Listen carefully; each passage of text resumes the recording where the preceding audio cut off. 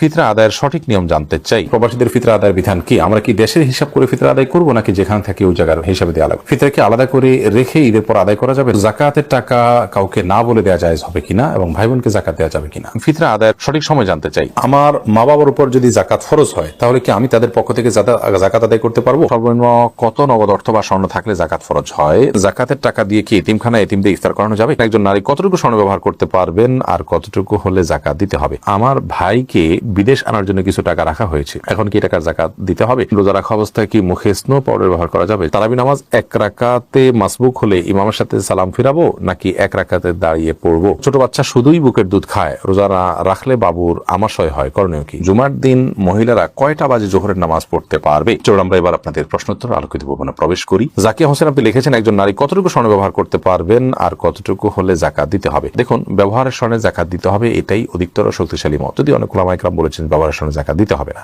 অতএব আপনি কতটুকু স্বর্ণ ব্যবহার করছেন এটি ইস্যু নয়, আপনি যতটুকু স্বর্ণ ব্যবহার করছেন নেশাবে পড়ছে কিনা, নেশাবে পড়লে আপনাকে জাকাত দিতে হবে, সেটা কম হোক আর বেশি হোক, যদি নেশাবে হয় আপনাকে জাকাত দিতে হবে। শারমিন আক্তার আপনি লিখেছেন, রোজা রাখা অবস্থায় কি মুখে স্নো পাউডার ব্যবহার করা যাবে? যাবে, কোনো অসুবিধা নেই, কারণ রোজার কোনো ক্ষতি হবে না, তবে আপনার ঠোঁট হয়ে এটার জন্য মুখে না যায় সেটা যেন আপনি চেষ্টা করবেন। এরপর প্রশ্ন, ছোট বাচ্চা শুধুই বুকের দুধ খায়, রোজা রাখলে বাবুর আমাশয় হয়, করণীয় কি? একটু কষ্ট করবেন, প্রয়োজনে দিনের বেলা ঘুম পাড়িয়ে রাখবেন, আপনি নিজেও ঘুমাবেন, রাতের বেলা একটু জেগে থাকবেন, অর্থাৎ অভ্যাস একটু পাল্টাবেন, তাতে তো রাতেও তো আপনি দীর্ঘ সময় না খাওয়া থাকেন, সেভাবে থাকবেন। এবং একটু কষ্ট হলে ডাক্তার দেখান, বিকল্প বের করেন, অর্থাৎ রোজাটা ফরজ বিধান, এই ফরজ বিধান আবশ্যক হওয়ার কারণে রোজা রেখে অন্যান্যগুলোকে কিভাবে ওভারকাম করা যায় সেই চেষ্টাটা আমাদের থাকতে হবে। আইরিন আপনি লিখেছেন, জুমার দিন মহিলারা কয়টা বাজে জোহরের নামাজ পড়তে পারবে?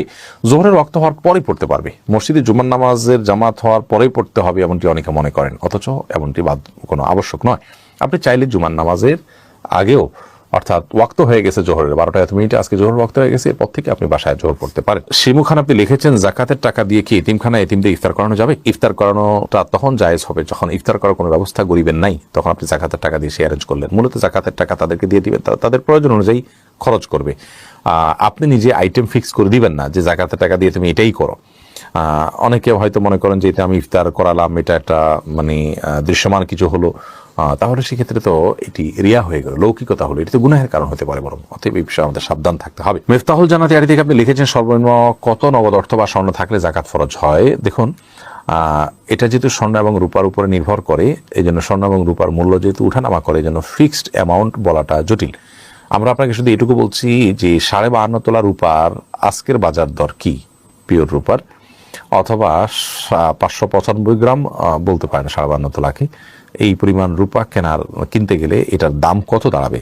যেই টাকাটা এটার দাম হবে সেই পরিমাণ টাকা, আপনি এর টাকার যদি আপনি মালিক হন, তাহলে সেই টাকা যদি আপনার কাছে 1 বছর থাকে তার উপর আপনার জাকাত আসবে, আদারওয়াইজ আপনার উপরে জাকাত আসবে না। স্বাধীন আইডি থেকে আপনি লিখেছেন, বিয়েতে পাওয়া স্বর্ণের কি জাকাত দিতে হবে? আপনি কোথায় পেয়েছেন এটা ইস্যু নয়, যদি আপনার কাছে 1 বছর থাকে এবং নেশাব পরিমাণ হয় আপনাকে জাকাত দিতে হবে। মাহিরুদ্দিন আপনি লিখেছেন, তারাবি নামাজ 1 রাকাতে মাসবুক হলে ইমামের সাথে সালাম ফিরাবো নাকি 1 রাকাতে দাঁড়িয়ে পড়বো? 1 রাকাত পাননি আর 1 রাকাত পেয়েছেন, তাহলে ইমাম সালাম ফিরিয়ে ফেলেছে, আপনি দাঁড়িয়ে 1 রাকাত পড়বেন, পড়ে সালাম ফিরিয়ে ফেলবেন। শাহিন আহমেদ আপনি লিখেছেন, আমার ভাইকে বিদেশ আনার জন্য কিছু টাকা রাখা হয়েছে, এখন কি টাকার জাকাত দিতে হবে?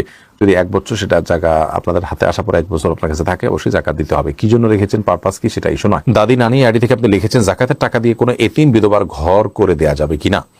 জাকাতের টাকা দিয়ে ইয়াতিম অথবা কোনো বিধবাকে আপনি ঘর করে দিতে পারেন যদি তারা জাকাতের হকদার হয়। এতিম হলেই যে জাকাতের হকদার হবে এমনটি কিন্তু আবশ্যক নয়, বিধবা হলেই যে জাকাতের হকদার হবে এমনটি কিন্তু আবশ্যক নয়।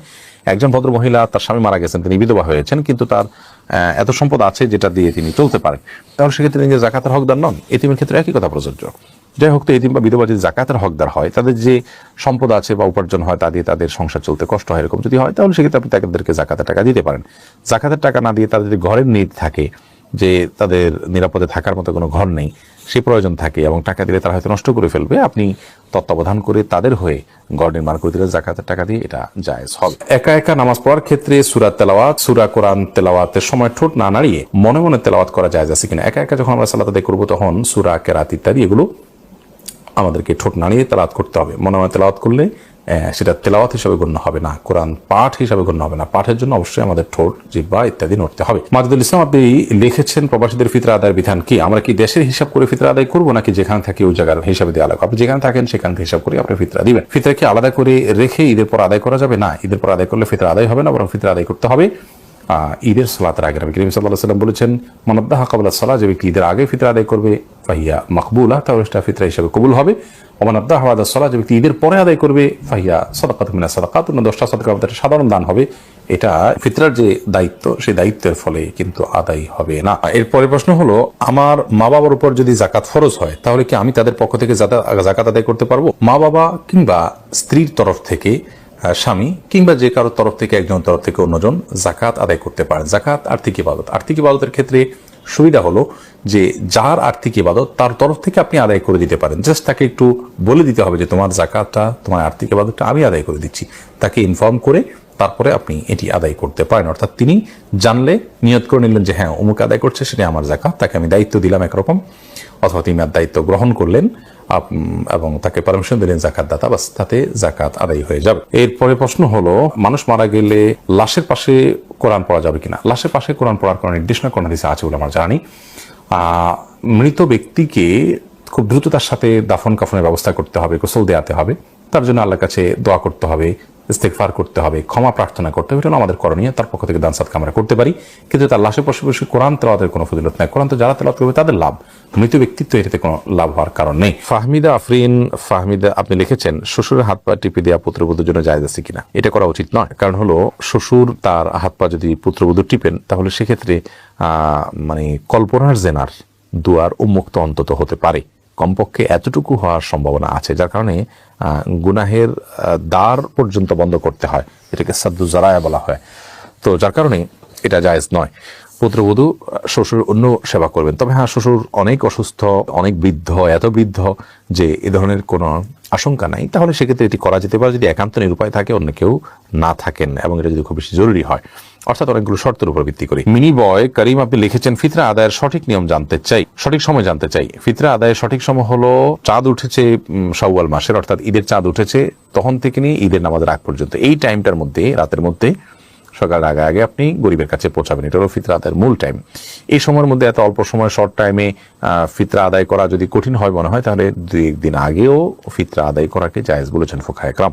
তবে কোন অবস্থাতে ঈদের নামাজের পরে আদায় করলে সেটি জায়েজ হবে না, যেহেতু হাদিসে সুস্পষ্টভাবে ব্যাপারে বক্তব্য রয়েছেন। নবী সাল্লাল্লাহু আলাইহি ওয়াসাল্লাম বলেছেন, ফামান আদ্দাহা ক্বাবলাল সালাহ, যে ব্যক্তি ঈদের নামাজের আগে ফিতরা আদায় করলো, ফাহিয়া মাকবুলাহ, তাহলে সেটি ফিতরা হিসেবে আল্লাহর কাছে গ্রহণযোগ্য হবে ইনশাআল্লাহ। আর ওয়ামান আদ্দাহা বাদা সালাহ, যে ঈদের পরে আদায় করবে, ঈদের নামাজের পরে, ফাহিয়া সাদাকাত মিনাস সাদাকাত, তাহলে সেটা অন্য 10টা সাদকার মতো একটা সাদকা বা দান হবে। এটা কোনো ফিতরা হিসাবে বিবেচিত হবে না। এরপর প্রশ্ন হলো, জাকাতের টাকা কাউকে না বলে দেওয়া জায়েজ হবে কিনা, এবং ভাই বোনকে জাকাত দেওয়া যাবে কিনা? ভাই বোন তারা যদি প্রাপ্তবয়স্ক হয়ে থাকে, অভাবী থাকে, জাকাতের হকদার থাকে, তাদেরকে অবশ্যই জাকাতের টাকা দেওয়া যাবে। জাকাতের টাকা দিয়ে তাদেরকে স্বাবলম্বীও করে দেওয়া যাবে, এবং জাকাতের টাকা দেওয়ার সময় জাকাত যিনি নিচ্ছেন তাকে না বলেও দেওয়া যাবে। আপনি মনে মনে নিয়ত করলেন জাকাত দিচ্ছেন, তাকে বললেন যেটা আপনি খরচ করেন, আপনি নিয়ত করলেন জাকাত থেকে দিচ্ছেন, এটা যথেষ্ট হবে। তাকে বলে দেওয়াটা এটা আবশ্যক।